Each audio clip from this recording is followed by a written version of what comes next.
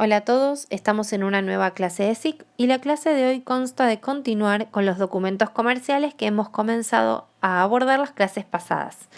Antes de hacerlo, vamos a hacer un repaso de los documentos ya vistos, un repaso muy rápido y muy sintético como para que recuerden. Las clases pasadas hablamos de la factura como un comprobante que se emite cuando hay un intercambio de mercadería. Vimos que hay distintos tipos de factura y distintas cantidades de ejemplares. Por otro lado, vimos el ticket, que es el documento que reemplaza la factura cuando hay operaciones de importes bajos, y vimos que se emiten por medio de una máquina registradora que está garantizada y avalada por AFIP. Por otra parte, también hablamos de las órdenes de compra, que dijimos que eran notas de pedido que emiten los compradores a los vendedores, y hablamos de los recibos. Dijimos que son comprobantes que avalan la recepción del dinero. El recibo que vimos la clase pasada es el recibo de tipo X y dijimos que era un recibo que no cumple la función de la factura, sino que simplemente la acompaña como un comprobante del pago de la compra realizada. Lo que vamos a ver hoy es el recibo de tipo C. El recibo C sí puede reemplazar a la factura, pero no en cualquier caso. En casos muy específicos autorizados por la AFIP, que es en el caso de los profesionales. Con respecto al pago de honorarios, pueden utilizar este tipo de comprobante en reemplazo de la factura. También pueden ver que emiten recibo C organizaciones o instituciones como las escuelas privadas. Seguramente les ha pasado que ustedes han ido a abonar la cuota y les han dado como comprobante un recibo de tipo C. Eso está permitido por la ley para ocupar el lugar de la factura que se emite en otros tipos de operaciones mercantiles. Hoy también vamos a ver el nuevo documento llamado remito. ¿Qué es un remito? Es un documento que se entrega siempre acompañando a la entrega de mercaderías. ¿Les pasó alguna vez que hayan comprado por Mercado Libre o hayan comprado algún producto que se lo entregan en su domicilio? Generalmente, cuando eso sucede, te dan un papel para que vos lo firmes como que recibiste en conformidad. Ese papel, ese comprobante, es justamente el remito. Se emite en 3 ejemplares: original, duplicado y triplicado. El original se lo queda siempre el comprador.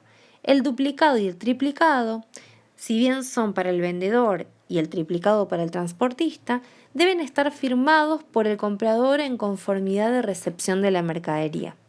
Siempre se tiene que firmar por el comprador. Miremos acá un ejemplar de un remito. El remito tiene todos los mismos datos que la factura, pero no es válido como ella.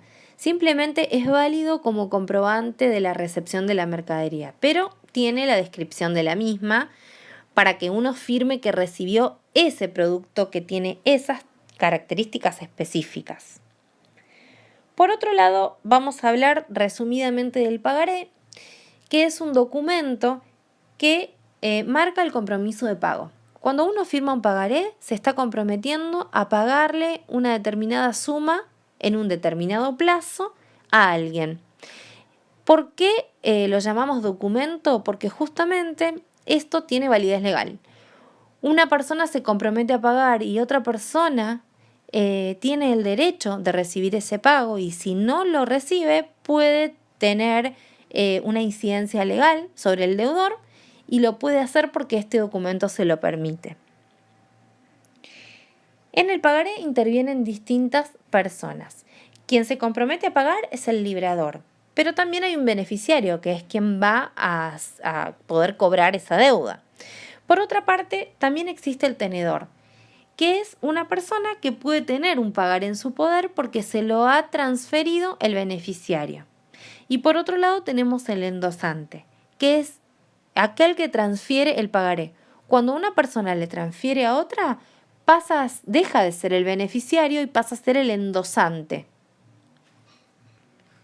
Acá tenemos un formato de pagaré para que tengan una noción. Lo van a ver de manera más detallada en el material que les envío, que es material del libro que yo utilizo para las clases, pero rápidamente, para que tengan una noción visual de cómo es un pagaré, les muestro el formato. El pagaré tiene 2 pequeñas partes, por un lado el talón y por el otro lado el cuerpo. En el cuerpo del pagaré es donde se van a detallar los datos del librador, del beneficiario y detrás de él, si hubiera una transferencia de este documento, irían los datos del tenedor. Otro de los documentos comerciales que vamos a abordar estas próximas clases es el cheque. El cheque también es una orden de pago, pero es un documento que se le otorga a un individuo por parte del banco. Es decir, cuando un individuo tiene una cuenta, dinero en el banco le da una chequera para que esa persona pueda ir pagando a quien necesite pagarle sin tener que llevar los billetes en mano. Entonces le paga por medio de un cheque y quien recibe ese documento puede transformarlo en dinero rápidamente. Pero hay una aclaración importante. El cheque se puede transformar en dinero inmediato en el mismo momento de ser recibido si es un cheque tradicional. Es decir, es un cheque simple para ser cobrado de manera automática porque quien lo entregó tiene dinero en el banco en ese mismo momento. Pero por otro lado existen también los cheques diferidos, que son aquellos que tienen una fecha de cobro. Cuando recibo un cheque diferido, tengo que esperar al día que ese cheque dice para poder ir a cobrarlo o depositarlo al banco, porque seguramente la persona que lo emitió no quiere que ese mismo día de la emisión del cheque se descuente esa cantidad de dinero de su cuenta, entonces quiere que esa suma se descuente tal o cual día posterior. También aquí en el cheque intervienen personas como el librador, que es quien lo firma, es decir, quien va a pagar ese dinero, el banco, el beneficiario y el endosante. Porque también se puede transferir el cheque, algunos cheques lo vamos a ver después, que hay distintos tipos de cheques que pueden transferirse y otros que no. El endosante es aquel que transfiere el cheque a otro. Acá tenemos distintos cheques, tenemos uno tradicional y tenemos uno de pago diferido. ¿Cuál es la diferencia? Ambos tienen el nombre del banco, el nombre del beneficiario, el número de cuenta de quién va a ser el que va a pagar este cheque, pero la diferencia es que uno es diferido. El cheque diferido va a tener aclarada la fecha de cobro de ese cheque. Otro de los documentos comerciales que vamos a trabajar va a ser la nota de débito. Este es un documento que la empresa emite para el comprador donde le comunica que el valor de su deuda aumentó. Puede ser por distintos motivos, por ejemplo, por un error en la facturación o porque el cliente se demoró en pagar lo que tenía como compromiso de pago. Entonces la empresa, es decir, en este caso el vendedor, le emite una nota de débito donde le comunica que su deuda ha aumentado. Fíjense que la nota de débito también tiene un formato similar al de la factura, pero lo que va a contener en la descripción va a ser las características o el motivo por el cual la deuda se incrementó y luego el importe en el cual se ha incrementado la deuda. Al contrario que la nota de débito, tenemos la nota de crédito. Mediante esta, el vendedor le comunica al comprador que su deuda disminuyó o bien que tiene dinero a su favor para poder gastar dentro de la misma empresa. Entonces, esto genera una disminución de la deuda del cliente. ¿Y por qué causas puede ocurrir? Puede ser por un error en la facturación, porque el cliente devolvió alguna mercadería, porque se le dio una bonificación o una quita o un descuento, entonces le manda una nota diciéndole que su deuda ha disminuido. Acá está la nota de crédito, también es similar a la factura y a la nota de débito, tiene los datos del comprador y del vendedor y también el motivo por el cual la deuda disminuyó, con el importe correspondiente. El último documento que vamos a ver hoy es la boleta de depósito. Este es un documento que el banco le entrega al cliente cuando el cliente deposita ya sea dinero, en efectivo, en pesos, en dólares, un cheque.